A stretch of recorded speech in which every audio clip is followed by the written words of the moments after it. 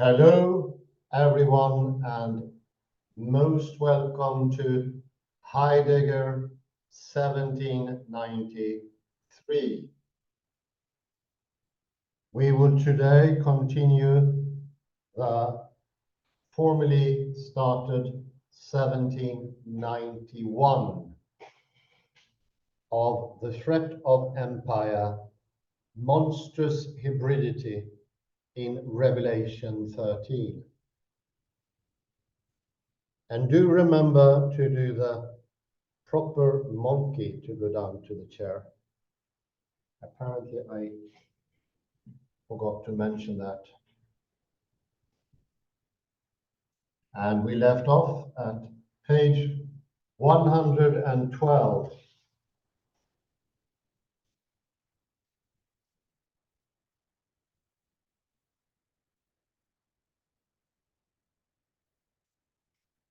And we were talking about inside and outside last time, and how it is a continual movement from the inside to the outside,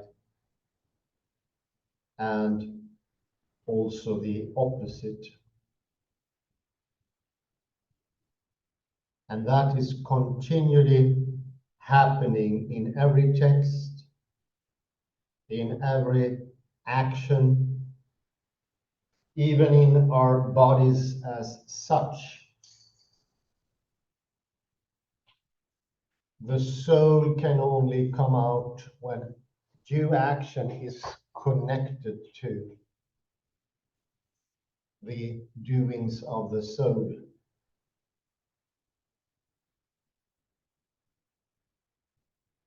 We are an activity in a complexity, both outside ourselves and inside ourselves. And the kingdom of heaven comes about thanks to the material glory of the world, something that was attacked by many contemporary and later scholars who wanted to defy the idea of a God and spirituality, which is the result of defying substance to reality, or substance to the soul, free will and God.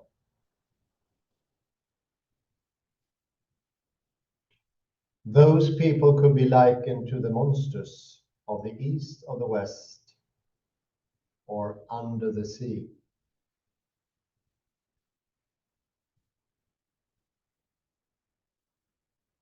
And I continue where I left off.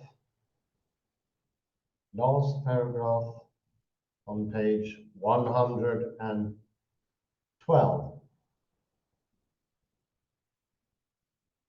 Although John does not describe Jezebel as a monster with horns,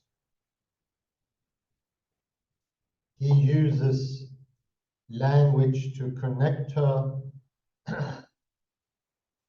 with other monstrous beings found in Revelation.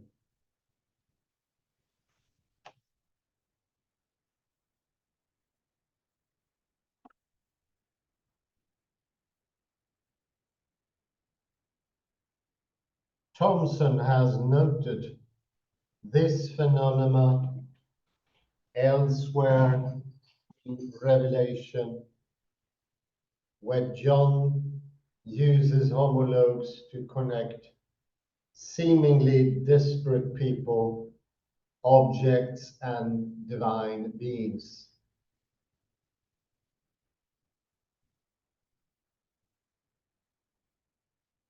It is his contention that John uses these homologous relationships to contribute to the blurring of boundaries in the apocalypse.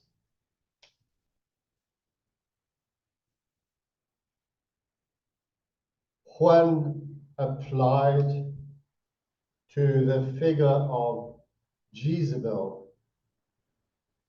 one notes the deliberate means through which John connects her especially to the beast from the earth and woman Babylon.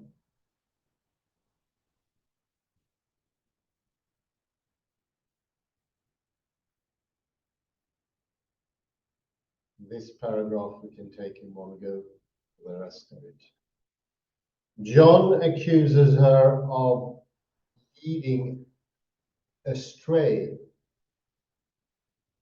his servants, a verb found only in relation to other monstrous creatures like the dragon, the beast from the earth, and Babylon itself.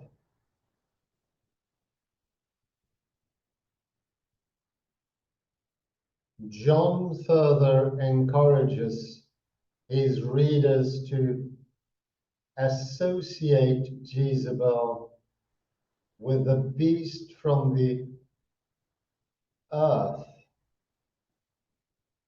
by accusing her of false prophecy and teaching. Activities also linked with the beasts and false prophet.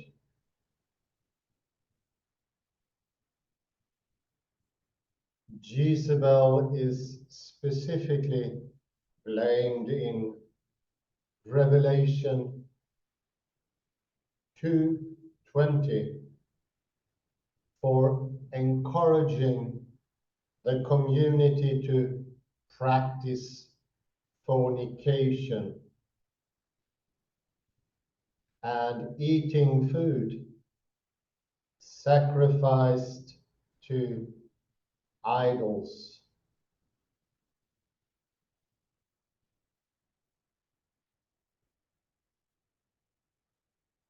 It is not clear what John means by fornication,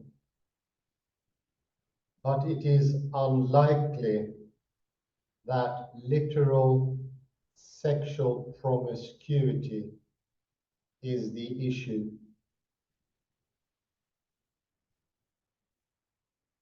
Instead, the common figurative sense of fornication as a metaphor for idolatry is most likely intended.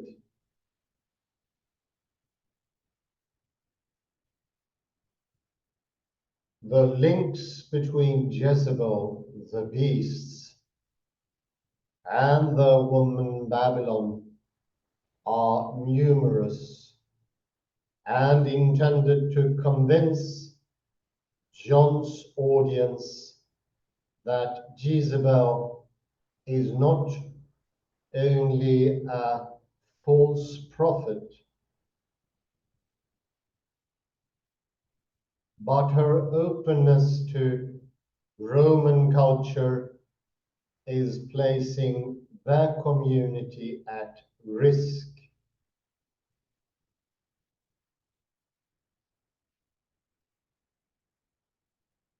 Thus, like the monsters of Revelation 12-13, she is responsible for blurring the boundaries between the early Christian communities and Roman society by leading the community astray.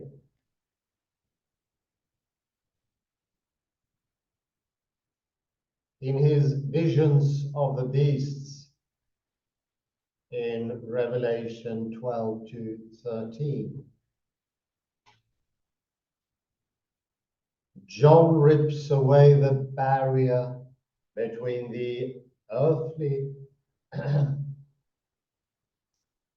the cosmic world to reveal two opposing camps, God and the Lamb in the heaven,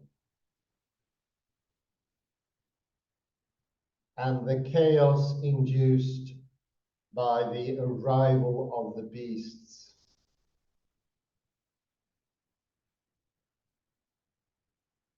However,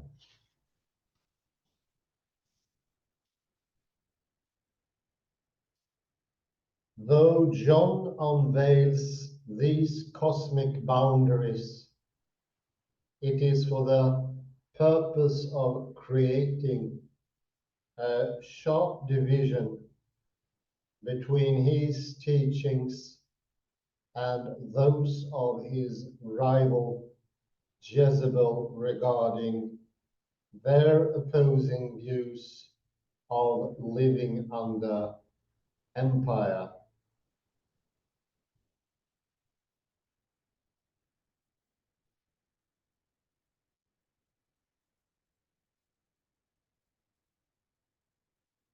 Monsters in Revelation 12 to 13.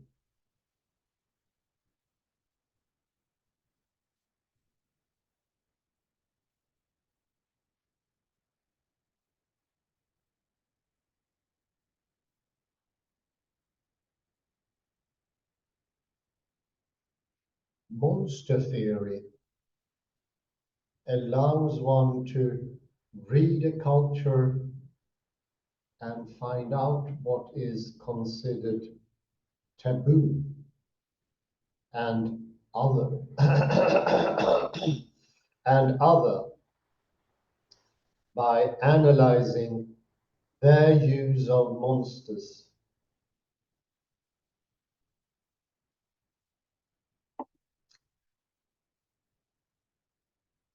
There's a strong precedent for this in the Hebrew Bible, especially in the conquest narrative found in Joshua, where the inhabitants of the land are described in monstrous terms.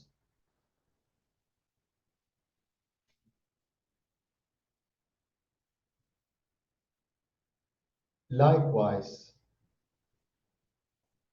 John of Patmos intentionally sets up the Roman Empire as something that is both other and foreign by exposing its monstrous intentions and character.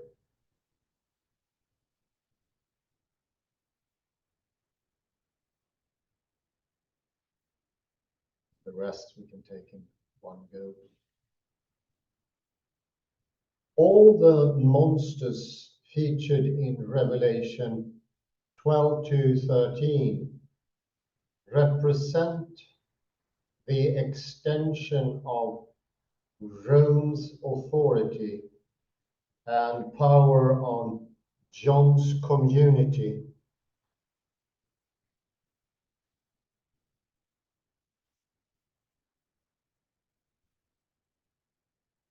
The central issue, as noted by Richard Borkham, is not Rome's persecution of Christians,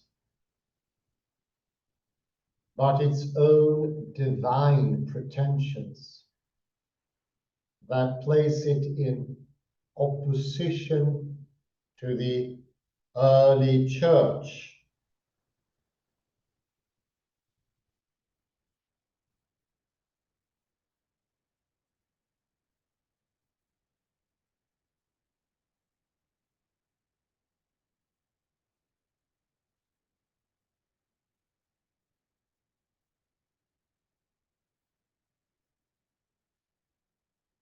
This hostility to Roman imperial rule is not only a response to Roman occupation, but more importantly, also how Roman rule threatened to change John's community's worldview.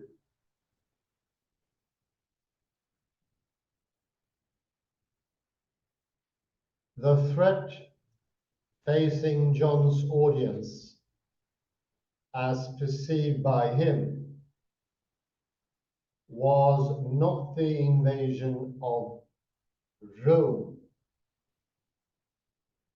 as they were already entrenched under its rule,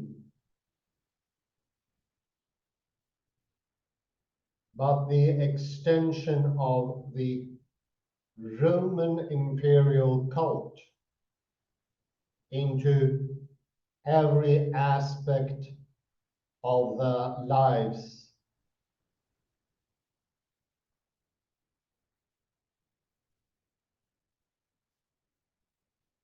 For John and his community, this becomes actualized in his condemnation of Jezebel and his portrayal of her as monstrous.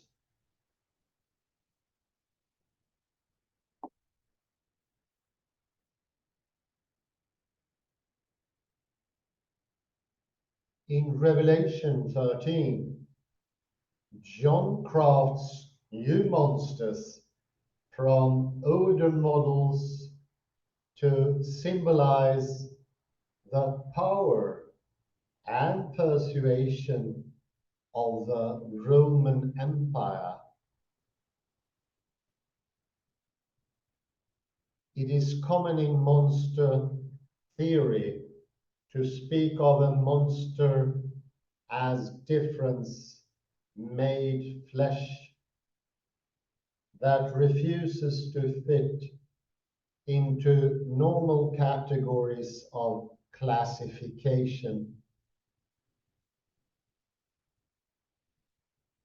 John's monsters fit these criteria, as most of his beasts are hybrids that combine both animal and human features.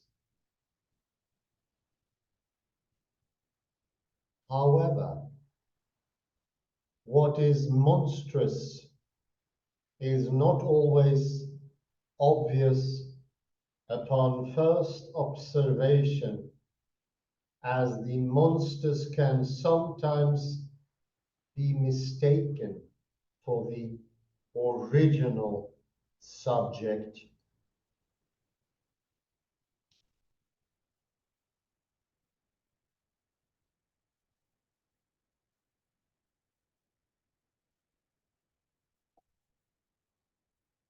This is proposed by René Girard, who states a fundamental principle often overlooked is that the double and the monster are one and the same thing.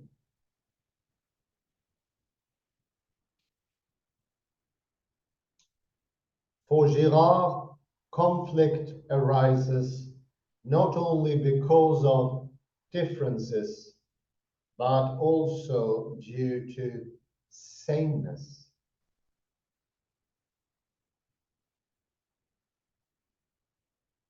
Thus, it is from a desire to mimic another subject that rivalry ensues,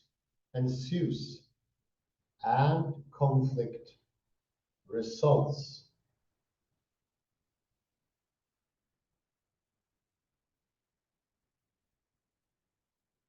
This mimetic desire is also at play in Revelation 13, as John portrays the monsters as deliberately impersonating and striving to take over not only the appearance of the Lamb, but also his authority.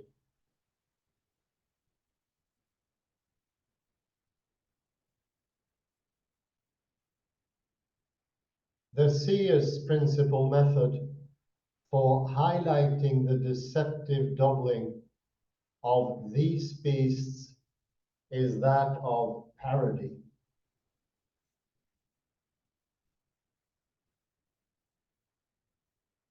For John, it is not simply the otherness of the beasts that must be exposed, but also their deceitful similarity to God.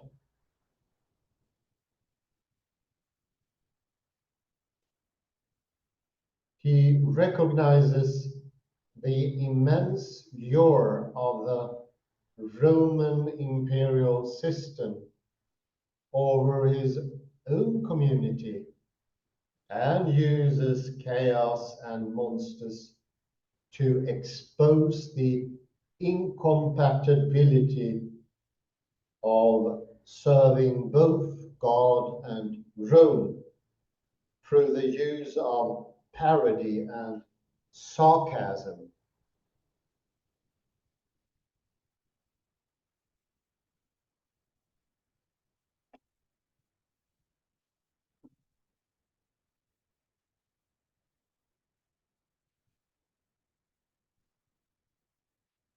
The dragon, breaking boundaries.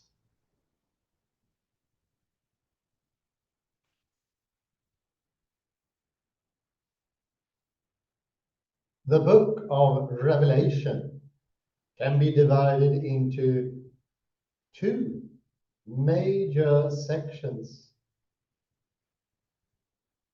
Revelation 1:9 to 11:19 and 12:1 to 22:5.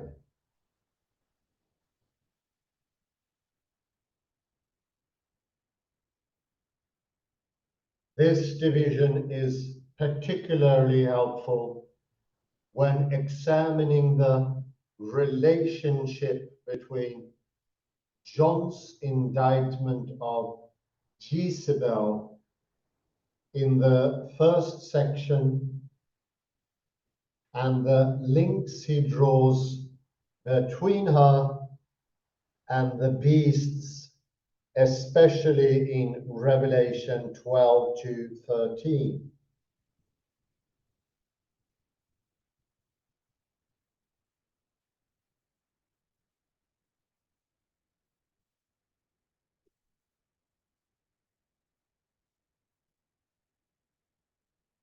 A central concern for John is to establish for his community a proper understanding of God as their ultimate authority, symbolized in his depiction of the heavenly throne room as the center of the universe.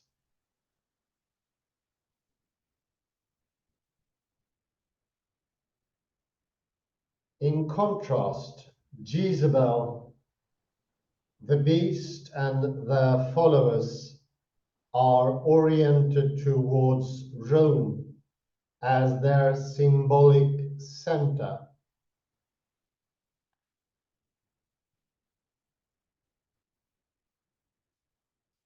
The root of John's problem is that Roman rule in Asia Minor was not enforced through military conquest,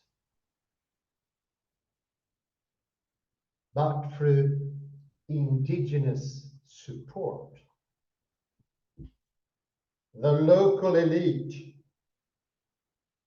and priests actively sought the promotion of Roman rule and Roman favor in their cities through promoting the imperial cult.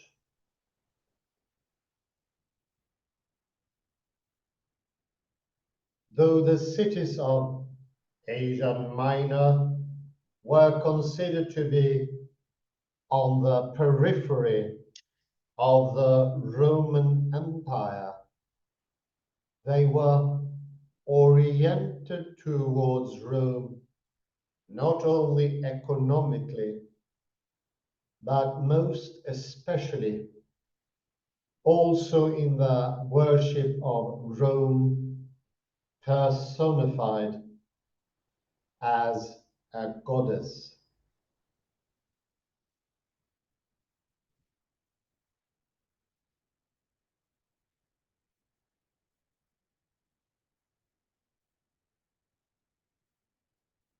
Thus, thus, for John, it is not only a matter of convincing his followers to turn from Rome as the center of the physical world, but also to demonstrate that the heavenly throne of God is their true center.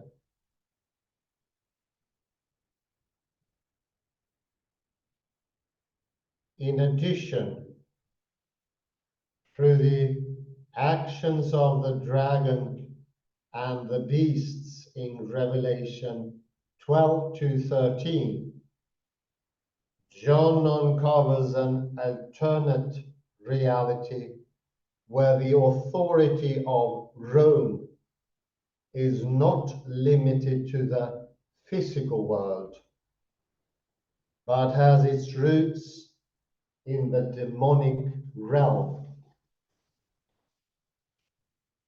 The polarity of John's universe between the authority of heaven and that of the abyss is reflected in absolute incompatibility he sees between worshipping God and participating in the Roman Empire to any degree.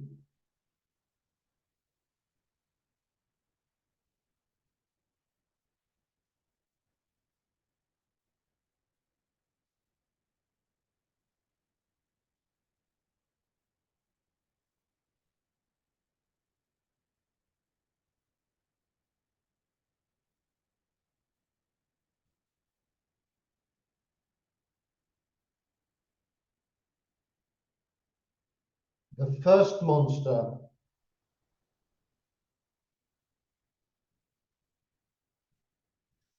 the great dragon remains in the background of Revelation 13 and is only mentioned indirectly in relation to the beasts from the sea and earth.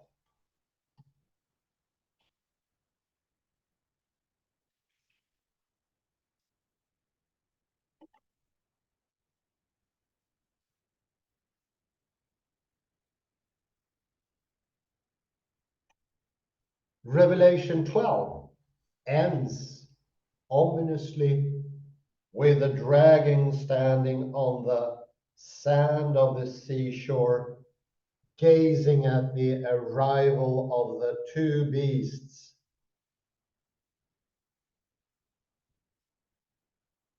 John of Patmos begins Revelation 13 with Ke Idon.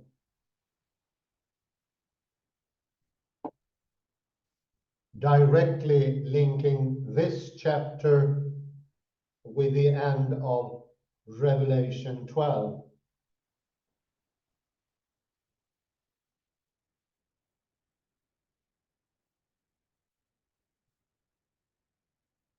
The dragon is consistently portrayed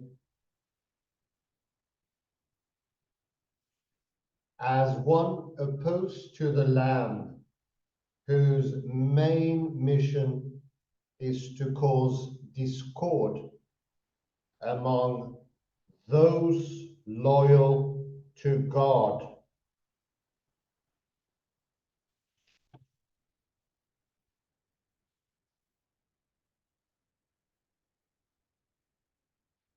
The choice of a dragon as a symbol of chaos and destruction is not coincidental for John, as it is known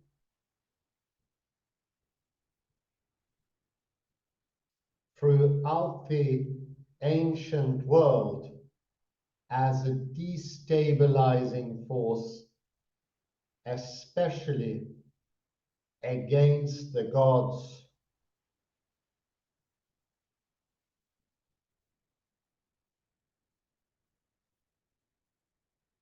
In the preceding chapter, John describes it as a great red dragon with 7 heads and 10 horns and 7 diadems on his head. His tail swept down 1/3 of the stars from heaven and threw them to the earth.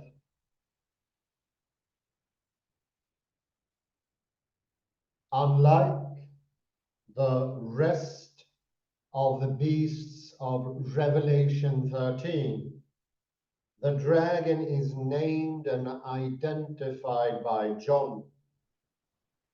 He is not simply a beast, but fits into a specific category of monsters, that of the great dragon.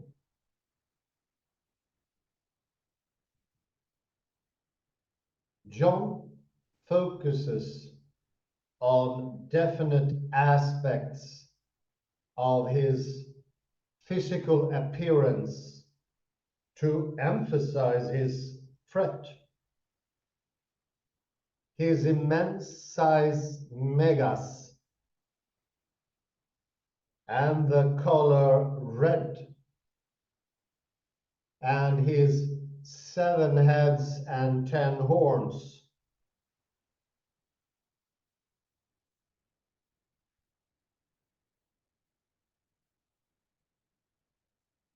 Unlike the other beasts of Revelation 13, the dragon is not depicted as a hybrid animal that mixes category.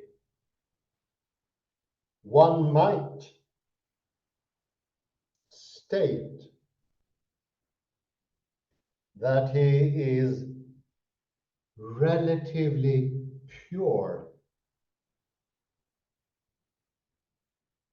in contrast to the beasts from the sea and the earth who display distinctive hybrid characteristics. Like other ancient dragons, it is more accurately identified as a serpent, and his immense size is emphasized. In the ancient world, dragons could be either pure or composite in their appearance. One of the most famous hybrid dragons, often compared to the dragon of Revelation, is that of Typhon, who's often portrayed with a serpent tail or tails and a human male torso accompanied by wings.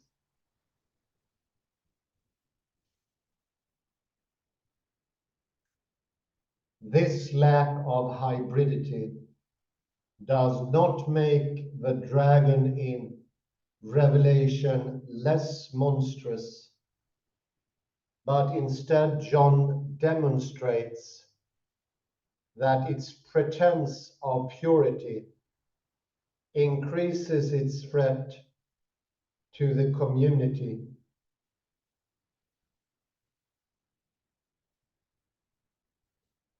The dragon does not symbolize an earthly kingdom like Rome, but the evil forces behind these empires.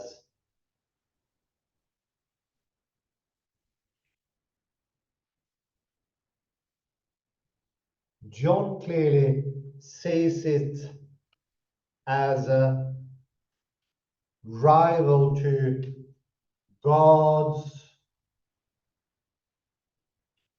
authority and twice identifies it as Satan.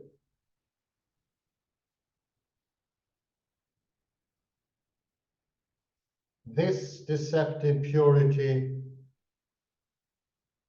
of the dragon only creates more chaos between the authority of God and the threatening encroachment and normalization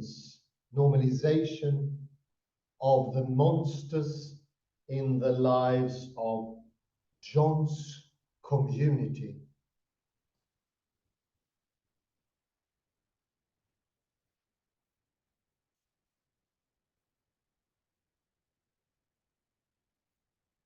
Although the dragon's physical form may not blur boundaries, it is clear through its actions that it threatens the border between the divine and earthly realms.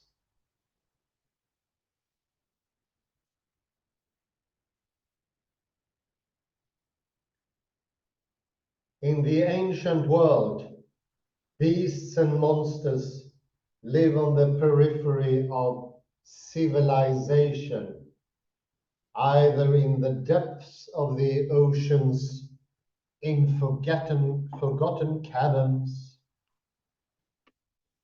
deep in the forests, or in the wilderness. This is echoed in the biblical material where chaos monsters live in the sea.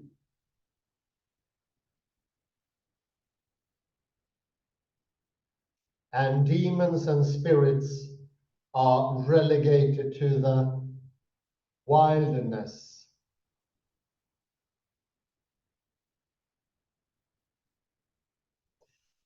The dragon's actions through Revelation are those that challenge boundaries, especially between the periphery and the center.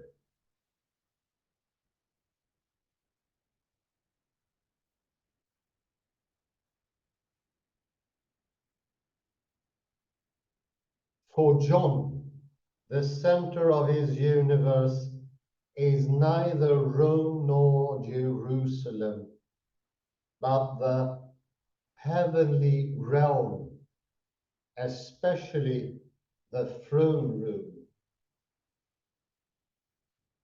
Thus, it is not surprising that the dragon first threatens the heavenly realm by initiating a war.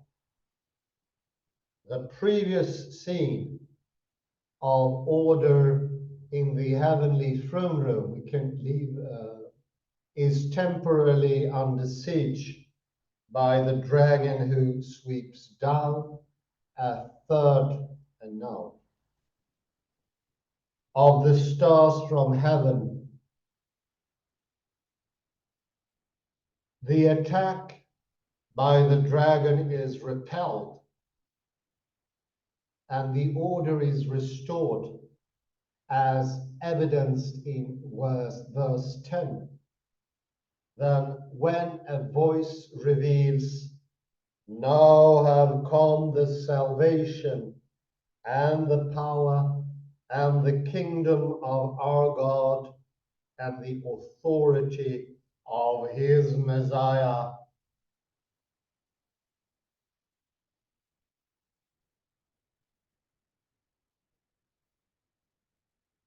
John has shown that the boundary between the monster and the heavenly realm has been reinstated, and that order has prevailed over chaos. However, he reveals to his audience that chaos has only shifted from the heavenly world to the earthly community.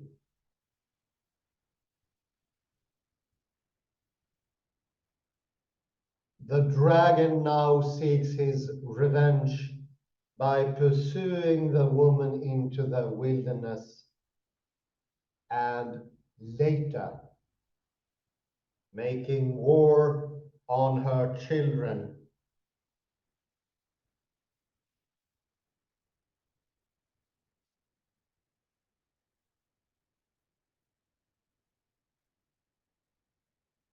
I think that could be an excellent spot to put a pause, make a note where we were. Children to be the last word, I imagine. 1793 ends here. We have 1450.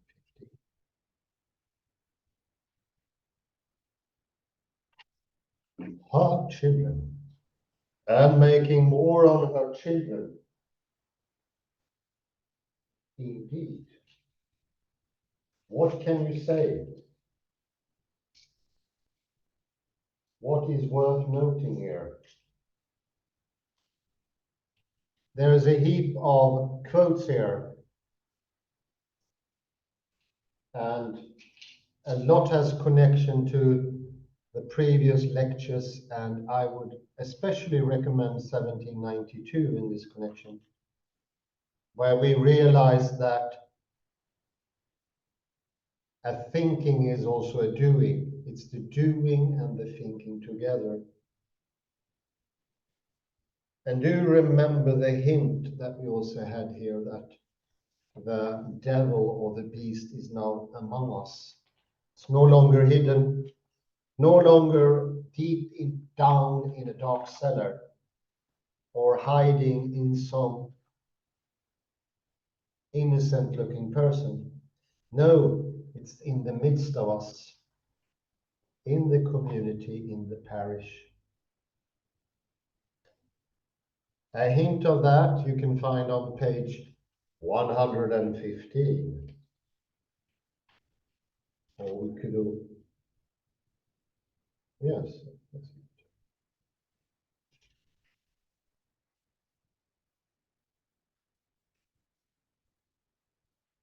However, what is monstrous, and now we are about 9 or 8 lines down, I'd say it's 7 even.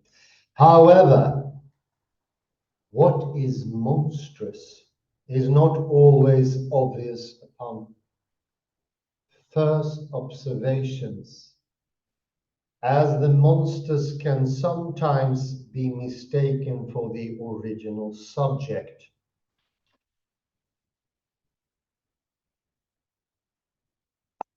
It's among us, and it is always, I would say, and almost always, the same thing as the godly thing. That's the only way of hiding. It wouldn't be hiding if it didn't come in the, so to speak, the uniform of a authority of Christianity or something else. It would be too obvious otherwise for the devil. This is proposed, if I dare to continue, by René Girard, who states, a fundamental principle often overlooked is that the double and the monster are one and the same thing. Remember now Kripke, what that discussion taught us about meaning. Very important because it is true. It accords with quantum physics. So that needs to be, so to say, how we interpret the text to make it workable. It needs to be in the sameness of what looks godly. That's where it is. It's not hiding under a piece of moss or under a stone or in darkness. That obvious, no. They will say the same terms, they will look the same, and they will be showing up a surface that looks very godly, very godly. But where God exists, there can be no exceptions. I have a remembrance in the neighboring village in Greece where I often visit. That were discovered during the Pascha ceremony, one simple deviant, an atheist, and they stopped the ceremony. Of course, because it is a quantum relation, so to speak. There is no private faith, and one single deviant is more than enough for the priest to stop everything. This is important to remember. We now live in a time where we mix goodness with evil. And here, that is something coming from John at the very end of this line here. And let me just take the last bit. And uses chaos and monsters to expose, listen now, the incompatibility of serving both God and Rome through the use of parody and sarcasm. It's incompatible. There cannot be atheists in the community. It's absolutely impossible. It's a lie from the monster himself, so to speak. That's the dragon talking. Meaning would be completely lost. And to follow that line, we can go to page 116. At the very bottom, beginning with the.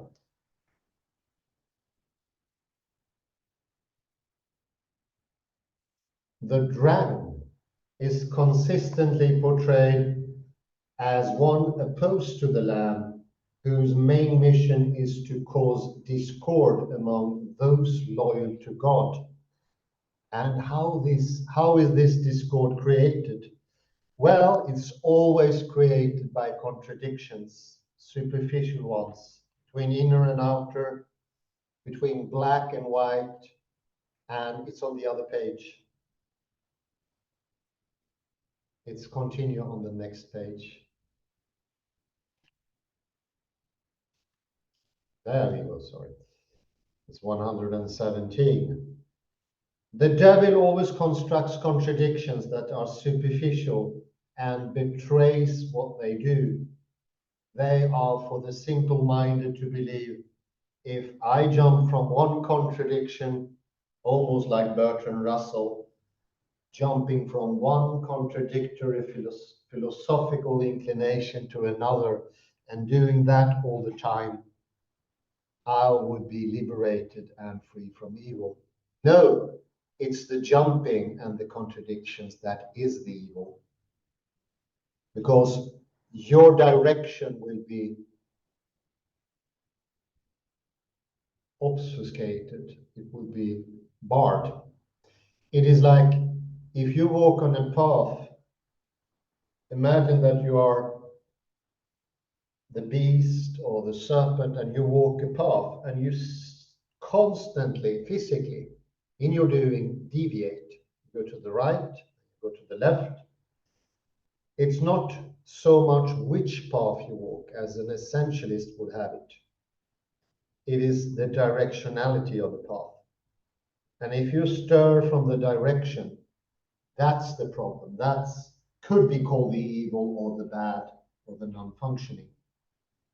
And this is what the devil does. He challenges us to take sides preemptively, before, a priori. It's not that easy. Why would it be that easy? It would be absolutely ludicrous to have it that easy. No.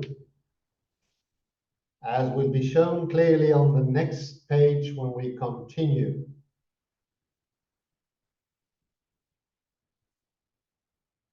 And this is on the fourth line, page 118.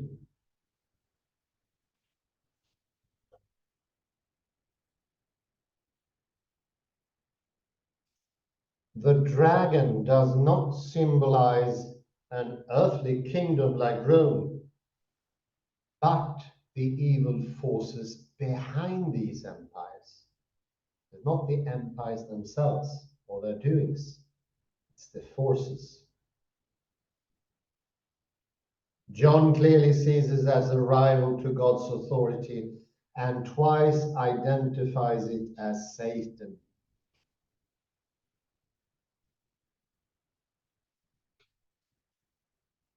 And once more, there is a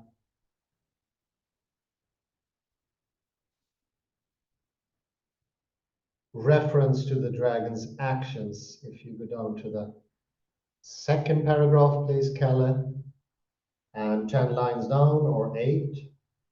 The dragon's actions throughout Revelation are those that challenge boundaries, especially between the periphery and the center.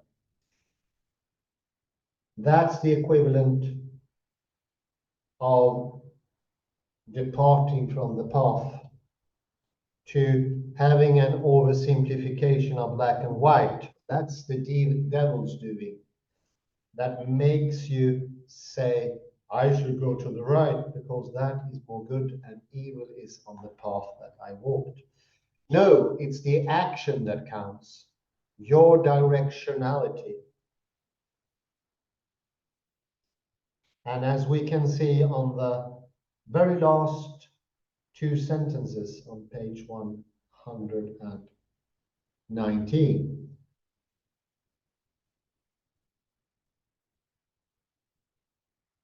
six lines down. However, he reveals to his audience that chaos has only shifted from the heavenly world to the earthly community. The dragon now seeks his revenge by pursuing the woman into wilderness and later making war on her children. Important thing is it's in the earthly community, and it's not outside the parish, never. It's inside. It's hidden, but it's hidden in the earthly community.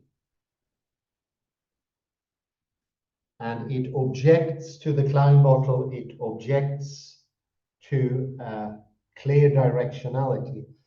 And I think chaos is mentioned here, and chaos, I think, as we learn, chaos is ordering the galaxies and a glass of water and a stream. That chaos is different. The chaos indicated here is the stagnation of fixated black and whites, fixated inner and outer, and so on. That is the chaos depicted here, the evil chaos. We know if you bring in both, you get stability, and that is the immortal soul as well.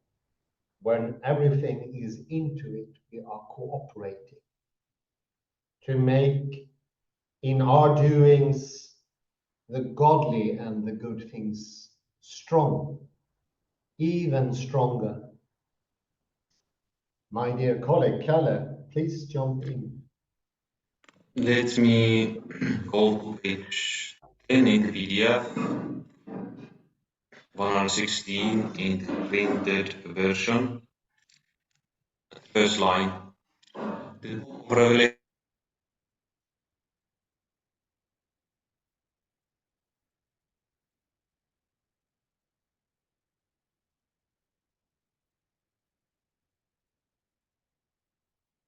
Hello, Kalle. Hello, Kalle. You disappeared. Hello.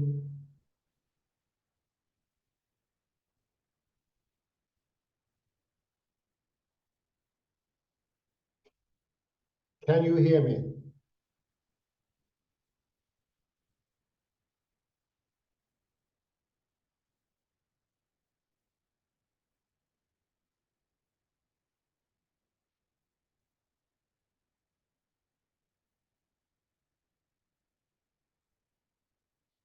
I'll make a little pause. Welcome back, Kalle. Yes, in this paper by Meredith Warren, she argued that there is a division when John eats a scroll. Specific time units are used. She divides the book of Revelation here in chapter 10 instead. Whether she, Meredith Warren, is correct, or let me see, or Heidegger Macumber is right, I don't know, but I think the views are complementary. I think you can divide Revelation in many ways. That's only a but you still need to in some way do taxonomy, so to say, divide the book. Yeah. Sometimes it's necessary. So there are complementary ways, I think, to divide the book.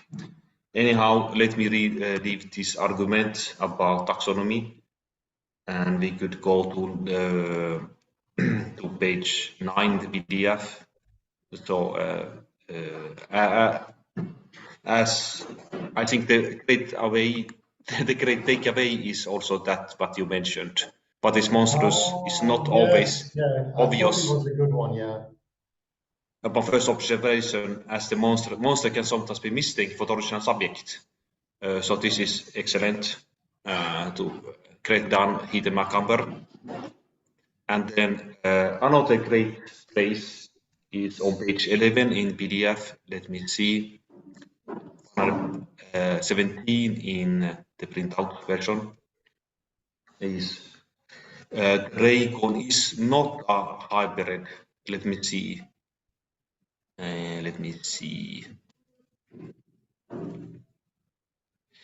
It's not. Yes. This is the second great takeaway from this part. Unlike the other BC Revelation 13, the dragon is not depicted as a hybrid animal that mixes categories. one might say that he's relatively poor in contrast to the beast from the sea and the earth. So this is a great observation, I think. It's not composite. Certain mixes, no.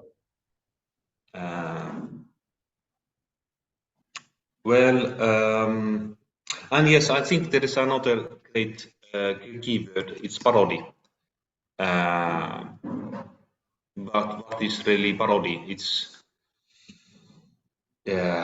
parody is a slippery term. Parody. What is serious? What is parody? And so forth. Who knows? In a way, I don't know. It's yes, there is definitely a lot of parody going on. Many Christians read the Book of Revelation as it was deadly serious here, but I think you should also laugh. Sorry, Kalle, a bit slower. I missed. Yes. Many Christians read the Book of Revelation very, very seriously, but I think also that you should laugh at the Book of Revelation. Yes, definitely. I do agree, because reading seriously, it's the same as reading in a false way, always. Laughter is very important, and parody and comedy.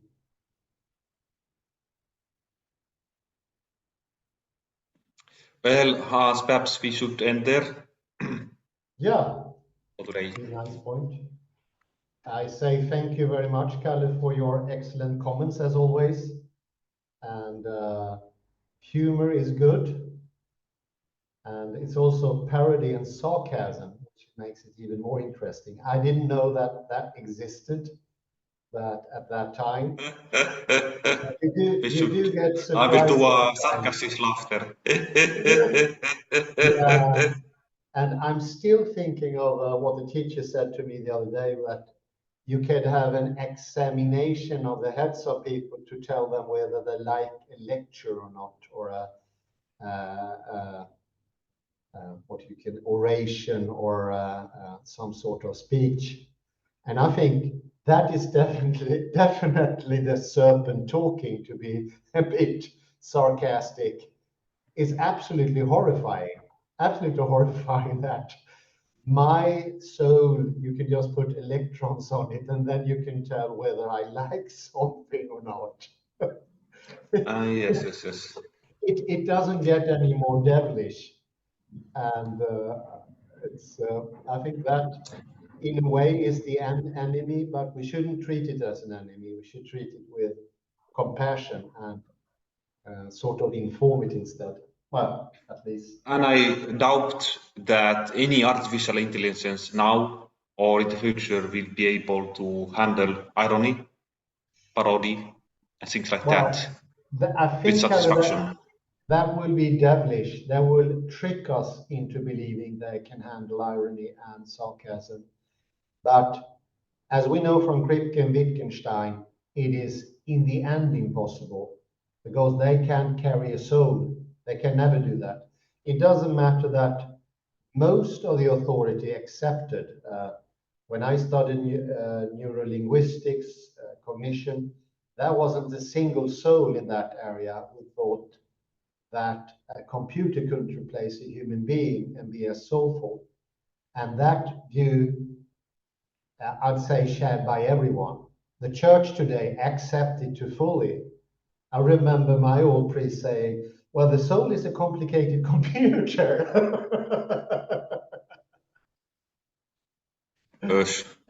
Well, that's the view. There is no objections to it. This is what we're doing here is an objection to it.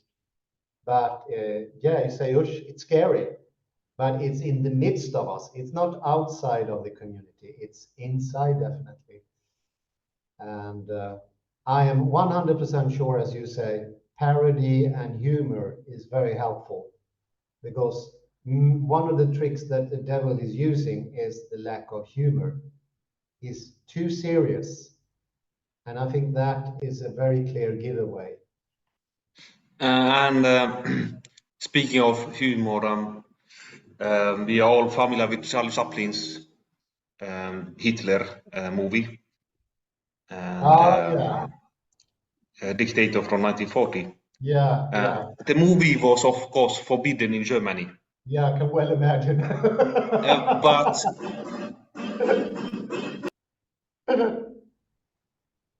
sorry, Kalle, what did you say? they're doing some restoration, renovation here, so I shouldn't add anything, I think. I can hear you.